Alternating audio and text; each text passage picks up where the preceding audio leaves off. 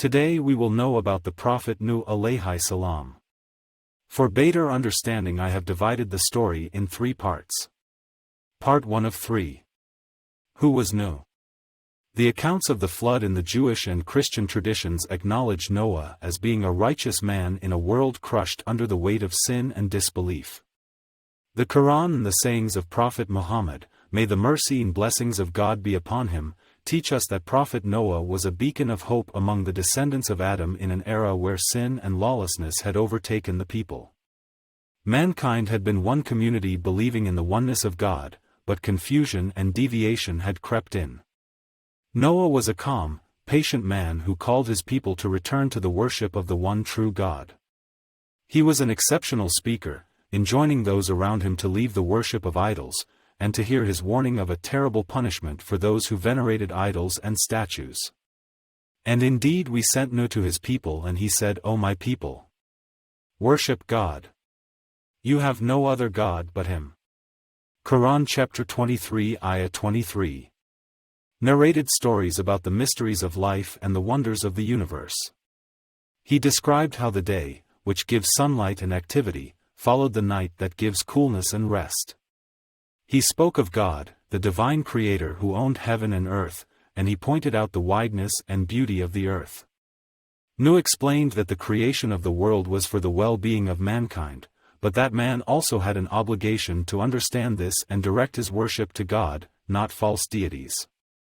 When Nooh began to speak of the punishment that awaited idolaters, his people became resentful and angry.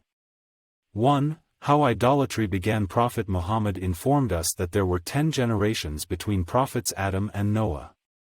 2. We know that this was a very large period of time, as Noah himself lived over a century, and people before lived even longer. In those years, between Adam and Nooh there were generations of people that remembered the laws taught by Adam and worshipped God correctly. The years passed and the people forgot. At times, the righteous men amongst them reminded the people of their obligations to God. As time continued to move on, the righteous men began to die, and Satan came whispering to the people who had looked up to them, putting thoughts into their minds in his sly, cunning way.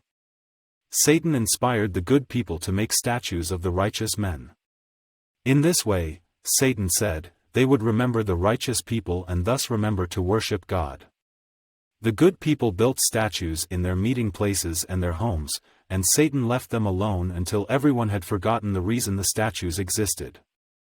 Many years later, the devious Satan appeared amongst the people again.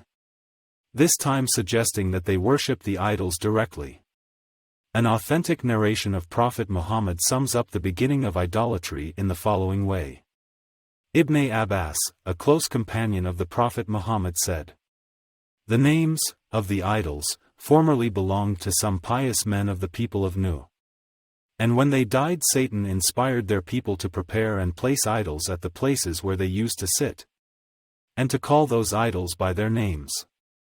The people did so, but the idols were not worshipped till those people, who initiated them, had died and the origin of the idols had become obscure, whereupon people began worshipping them. Sahih al-Bukhari, Noah's call. The word prophet, Nabi in Arabic, is derived from the word Naba, meaning news. Revelation is given by God and, in turn, the prophet spreads the news amongst his people. A messenger, on the other hand, is sent with a specific mission, usually to convey a new ordainment from God. Every messenger is a prophet, but every prophet is not a messenger.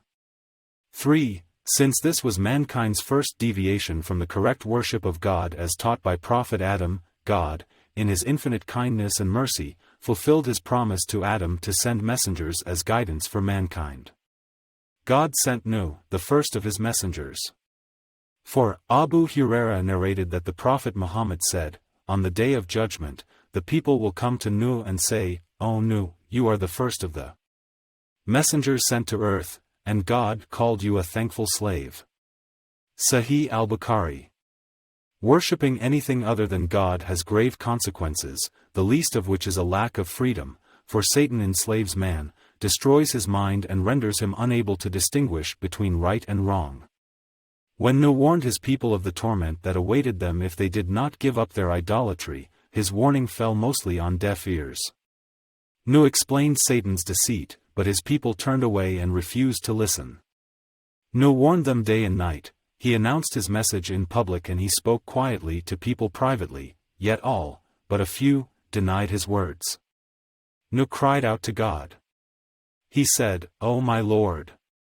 Verily, I have called my people night and day, secretly and openly to accept the doctrine of Islamic monotheism, but all my calling added nothing but to their flight from the truth.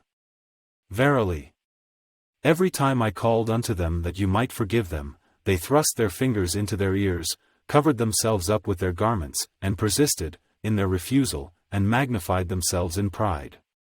Chapter 71 Ayah number 5-7. 5.